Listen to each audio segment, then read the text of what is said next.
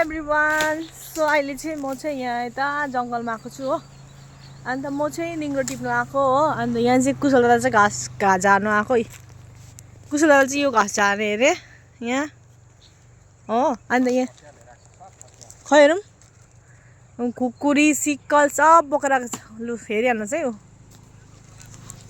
खतरा घाँस काट्ने अरे हाम्रो रतन मामा कहाँ जानुभयो हौ कता जानुभयो अन्त हामी चाहिँ निङ्ग्रो खोज्नु आएको यहाँ हो निङ्ग्रो कता गयो गाई कहाँ छ निङ्ग्रो यो के पो अरे यो के गाडी अरे यसलाई के भन्छ अरे उनी के भनेको जस्तो लागेको अघि सो हेर्नुहोस् यी निङ्ग्रो चाहिँ यहाँ यस्तो छ गाइस हामी चाहिँ निङ्ग्रो खोज्नु आएको है दामी निङ्ग्रो पाएँ अहिले कति पाउँछु म तपाईँलाई देखाउँछु ल जुगा लाग्यो भने चाहिँ फेरि खत्तम हुन्छ नि म र मामा चाहिँ सँगै पसेको होइन मामाले खोजेको हेर्नुहोस् यहाँ मैले खोजेको हेर्नुहोस् यहाँ अब कति खान्छ भान्जिलो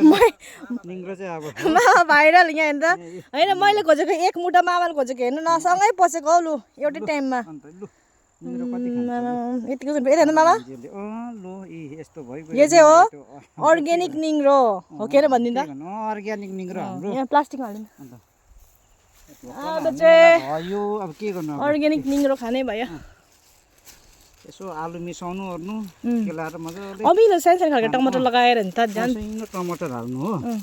क्या टाइम हुन्छ है हामीले त जङ्गलमा त ठोट्नेको मुन्टा हालेर खान्थ्यो हो के को ठोट्नेको मुन्टा के ठोट्ने भनेको चाहिँ ठोट्ने हुन्छ हो जङ्गली ठोट्ने ए भयो काम पुग्यो टिका राम गरे छोड दे सो अर्ग्यानिक निङ्ग्रो खानु पर्यो भने पाउनुहुन्छ है तपाईँहरू आएर नक्सलमा खोज्नु होला यही नक्सलमा दुनियाँभरको छ अर्ग्यानिक निङ्ग्रो यहाँ घाँस झारेको हेर्नु होला यहाँ कसैले चाहिँ घाँस कटा यस्तो छ ऊ कसैको हेर्नु होला यो के को बोट हो दपदप हेरे लु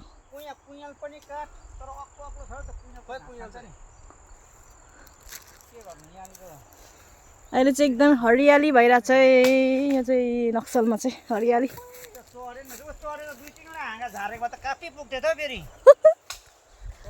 मलाई चाहिँ भारी पुग्यो यति भए चाहिँ काफी निङ्ग्रो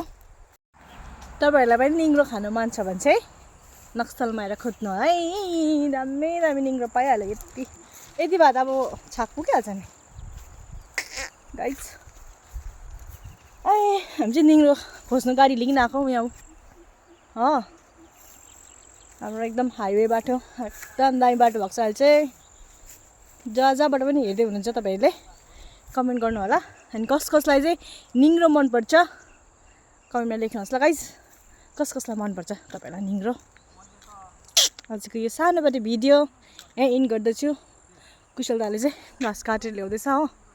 कता गयो घाँस बोकेर ल्याउने मान्छे घाँस खोज्दैछ मामाले एकैछिनमा एक भारी पारिदिइहाल्यो नि यो निङ्ग्रो मैले खोजेको सँगै पसेको मैले खोजेको एक बिटा मामाले यति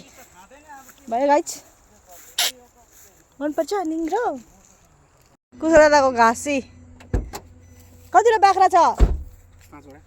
5वटा बाख्रालाई चाहिँ हुन्छ यो ब्रेकफास्ट मात्रै है ब्रेकफास्ट अरे